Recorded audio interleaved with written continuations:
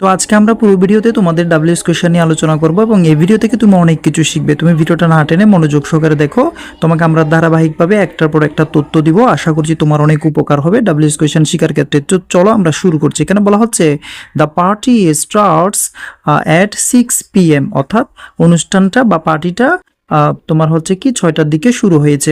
এখন এই যে এখানে সময়ের নিচে আন্ডারলাইন করা আছে, সময়ের নিচে যদি আন্ডারলাইন করা থাকে তাহলে সেক্ষেত্রে তোমার ডাব্লিউএস যে ওয়ার্ড যেটা আসবে সেটা হচ্ছে হয়েন। ঠিক আছে, এছাড়াও আমরা তোমাদেরকে আরও কিছু ডাব্লিউএস ওয়ার্ড দেখাবো। তো দেখো এখানে খেয়াল করো যে তোমার কে দিয়ে প্রশ্ন করা হলে সেক্ষেত্রে আমরা হু আনবো। এগুলো আগের ভিডিওতে কিন্তু আমরা বলেছিলাম, আগের ভিডিওতে আমরা কিন্তু অনেকগুলো ডাব্লিউএস কোয়েশ্চেন আমরা সমাধান করেছি। তোমরা কিন্তু প্লে লিস্টে গেলে কিন্তু দেখতে পাবে।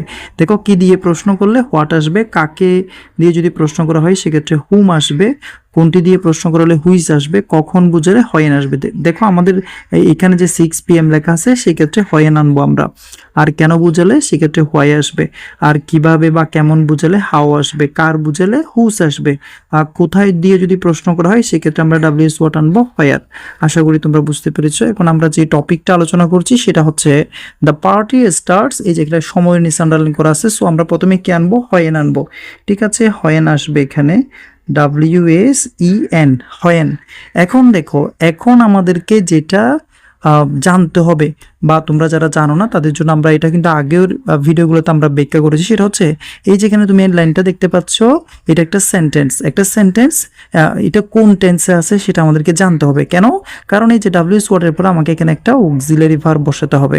তো আমরা এখন দেখবো এটা কোন টেন্সে আছে। তাহলে মনোযোগ সহকারে শুনো। যদি এই ধরনের কোনো সেন্টেন্সে যদি অক্সিলারি ভার্ব না থাকে, am, is, are, was, were, have, has, had, এগুলো হচ্ছে অক্সিলারি ভার্ব। এই অক্সিলারি ভার্বগুলো যদি না থাকে তাহলে আমরা এই ধরনের সেন্টেন্সগুলোকে ধরবো দুইটা টেন্স, একটা হচ্ছে প্রেজেন্ট ইনডিফিনিট টেন্স অথবা ফার্স্ট ইনডিফিনিট টেন্স। কি বলেছি, যদি অক্সিলারি ভার্ব না থাকে তাহলে আমরা দুইটা টেন্স বিবেচনা করব, হয় প্রেজেন্ট ইনডিফিনিট টেন্সে হবে এটা, অথবা এটা ফার্স্ট ইনডিফিনিট টেন্সে হবে। এখন প্রশ্ন হচ্ছে এই যে লাইনটা সেটা কি প্রেজেন্ট ইনডিফিনিট নাকি ফার্স্ট ইনডিফিনিট, সেটা আমরা বুঝবো কেমনে? সেটা আমরা বুঝবো এই যে এখানে ভার্ব থেকে। স্টার্টস মানে হচ্ছে আরম্ভ করা। এই ভার্বের কিন্তু অনেকগুলো ফর্ম আছে, যে এটার ফর্মগুলো হচ্ছে স্টার্ট, স্টার্টেড, স্টার্টেড। তো স্টার্ট এটা হচ্ছে ভার্বের প্রেজেন্ট ফর্ম। তো যদি কোনো সেন্টেন্সে ভার্বের প্রেজেন্ট ফর্ম থাকে এবং অক্সিলারি ভার্ব না থাকে তাহলে ওই লাইনটা হচ্ছে প্রেজেন্ট ইনডেফিনিট টেন্স। আর যদি এখানে যদি স্টার্টেড থাকতো তাহলে আমরা কিন্তু এটা ধরতাম ফার্স্ট ইনডেফিনিট টেন্স। তো খেয়াল করো, যদি তোমার ডাব্লিউএস কোয়েশ্চেন তুমি যদি বুঝতে পারো যে এটা প্রেজেন্ট টেন্সে হবে তাহলে সেক্ষেত্রে তোমার অক্সিলারি ভার্ব আসবে ডু অথবা ডাস, সেটা সাবজেক্টের উপর নির্ভর করে ডু আসবে অথবা ডাস আসবে। আর ফার্স্ট ইনডিফিনিট যদি হয়, এখানে যদি স্টার্টেড থাকতো তাহলে কিন্তু আমরা কিন্তু ডি টানতাম, বাট এখানে স্টার্টস প্রেজেন্ট ফর্ম আছে, সো এখানে ডু অথবা ডাস আসবে। তো এখন দ্য পার্টি এটা হচ্ছে একটা হচ্ছে বিষয়বস্তুবাচক বিষয়, সো এখানে আসবে ডাস এবং এটা সিঙ্গুলার ফর্মে আছে তাই এখানে হয়েন ডাস হবে। সিঙ্গুলারের জন্য ডাস আসে আর প্লুরাল ফর্মের জন্য ডু আসে। তাহলে হয়েন ডাস, এরপর সাবজেক্ট হচ্ছে দ্য পার্টি। সাবজেক্ট হচ্ছে কি, the party, PARTY, the party. এরপর হবে এই যে এই ভার্বটা স্টার্ট, START, স্টার্ট, শেষে প্রশ্নবোধক চিহ্ন দিতে হবে। এখানে কিন্তু এসটা কিন্তু বসে নাই, খেয়াল করো এসটা কেন বসে নাই, কারণ এই যে এখানে এসটা বসে নাই, এই এসটার জন্য আমরা কিন্তু এখানে ডাসটা ব্যবহার করে ফেলেছি। তাহলে দেখো আমরা একটার পর একটা আমরা সবগুলো তথ্য আমরা দিয়েছি, কিভাবে তুমি একদম গোড়া থেকে, একদম মূল থেকে, শিকড় থেকে তুমি কিভাবে ডাব্লিউএস কোয়েশ্চেন শিখবে সব কিছু তোমাকে আমরা খুঁটিনাটি ব্যাখ্যা করেছি। আমরা এই টোটাল 10টা ভিডিওতে আমরা প্রেজেন্ট ইনডেফিনিট টেন্স এবং ফার্স্ট ইনডেফিনিট টেন্সকে ঘিরে কিন্তু আমরা আলোচনা করছি, এবং পরবর্তী আরও অন্যান্য ভিডিওতে আমরা কিন্তু অন্য কিছু অক্সিলারি ভার্ব থাকবে, এই ধরনের কিছু টপিক নিয়ে আলোচনা করব।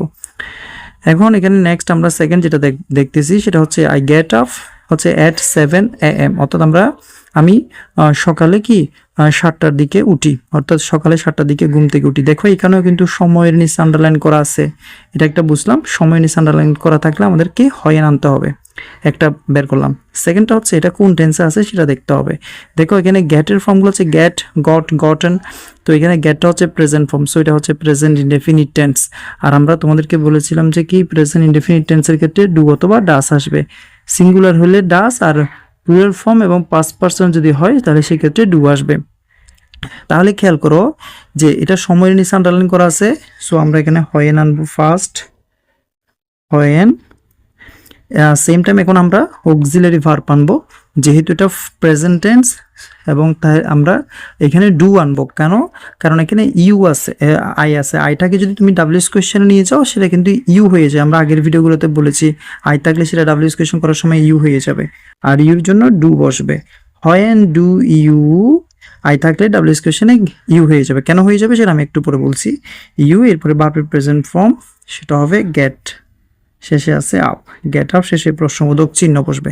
দেখো তাহলে আমরা এই যে সময়ের জন্য আমরা হয়েন বসিয়েছি, এটা প্রেজেন্ট ইনডেফিনিট টেন্স, এবং আইকে তুমি এখানে ডাব্লিউএস কোয়েশ্চেন করলে সেখানে ইউ হয়ে যাবে, ইউর জন্য ডু বসবে এবং ইউ বসবে সাবজেক্ট, এবং এখানে গেট আপটা বসে যাবে, শেষে প্রশ্নবোধক চিহ্ন দিবে। আমার ডাব্লিউএস কোয়েশ্চেন হয়ে গেল। এখন কেন এখানে ইউ বসছে খেয়াল করো। এখানে আমি বলেছি যে আমি সকাল 7টায় ঘুম থেকে উঠি। তাহলে তুমি যদি প্রশ্ন করো তাহলে তুমি বলবা যে কি, যে তুমি কখন ঘুম থেকে উঠো? তাহলে উত্তর হচ্ছে আমি সকাল 7টায় ঘুম থেকে উঠি। এই যে ইউ, ঠিক আছে, ইউ, যে এখানে এটা হচ্ছে তোমার হচ্ছে আই থাকলে প্রদত্ত সেন্টেন্সে সেটা ডাব্লিউএস কোয়েশ্চেন করার সময় আইয়ের জন্য ইউ হয়ে যায়। কারণ তুমি যখন বাংলায় প্রশ্ন করবে তাহলে সেক্ষেত্রে তুমি বুঝতে পারবে যে আইয়ের পরিবর্তে ইউ হবে।